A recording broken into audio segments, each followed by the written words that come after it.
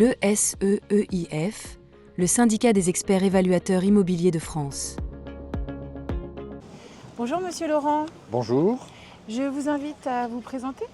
je suis Frédéric Laurent, je travaille à la Direction générale des finances publiques et depuis 2007 à la Direction nationale d'intervention domaniale.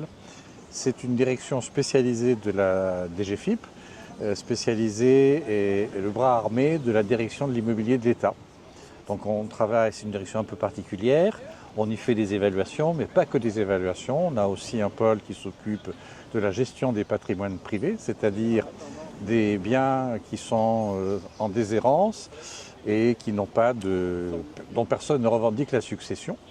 Et aussi, on a un pôle de vente mobilière, c'est-à-dire que les biens des collectivités locales, ou en tout cas de l'État, tous les biens des intervenants publics peuvent être revendus par nos soins. Très bien. Alors quel est le rôle du domaine de l'État en matière d'évaluation immobilière? Alors, le rôle des services du domaine de l'État tient à un texte qui impose aux collectivités locales, avant tout projet d'acquisition, de cession, de prise à bail, de disposer d'un avis du domaine. Alors, c'est très clair. S'il n'y avait pas cet article, on ne servirait à rien. Là, alors, vous dire que les collectivités sont embarrassées par notre avis, je dirais oui et non, parce qu'elles peuvent s'en passer. Elles peuvent prendre une délibération qui passe outre l'avis du domaine et qui dit, voilà, l'avis du domaine, pour telle raison, je ne le respecte pas, j'achète plus cher ou je vends moins cher. Mais en règle générale, les collectivités préfèrent s'accorder sur l'avis du domaine parce que le premier contrôle au sein d'un conseil municipal, c'est l'opposition. Et si vous achetez plus cher sans contrepartie réelle, vous pouvez être mis en cause par le préfet qui exerce le contrôle de légalité, mais surtout par son opposition. Et en période électorale, on a quelques sujets. J'imagine. Et alors dans quel cas le domaine travaille-t-il avec des experts indépendants? Alors normalement, on n'a pas besoin d'experts indépendants. Il y a une particularité, c'est que le domaine représente l'État. Que l'État soit acquéreur, mais l'État est aussi vendeur. Et les premiers clients de l'État, ce sont les collectivités locales. Et elles nous accusent d'être à la fois jugés partis, c'est-à-dire qu'on est vendeur, mais on fixe aussi la valeur. Et en plus, si on va devant le juge, on est conseiller du juge. Donc quelque part, les collectivités disent, oui, mais vous n'êtes pas neutre, vous n'êtes pas objectif.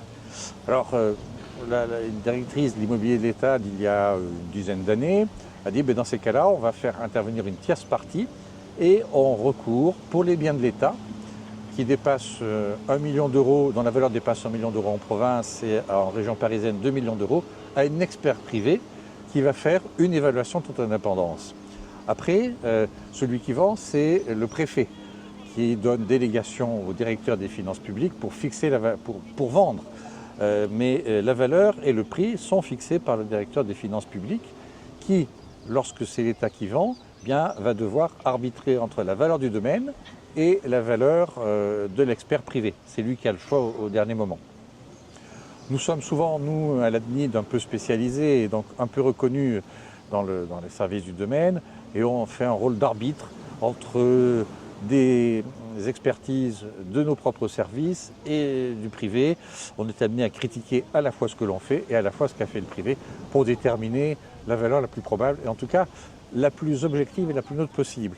Notre légitimité vient du fait que nous ne sommes pas payés par personne, sauf par vous, par vos impôts, et donc on est complètement neutre dans notre fixation de valeur. Très bien. Merci beaucoup. De rien. Le SEEIF, le syndicat des experts évaluateurs immobiliers de France.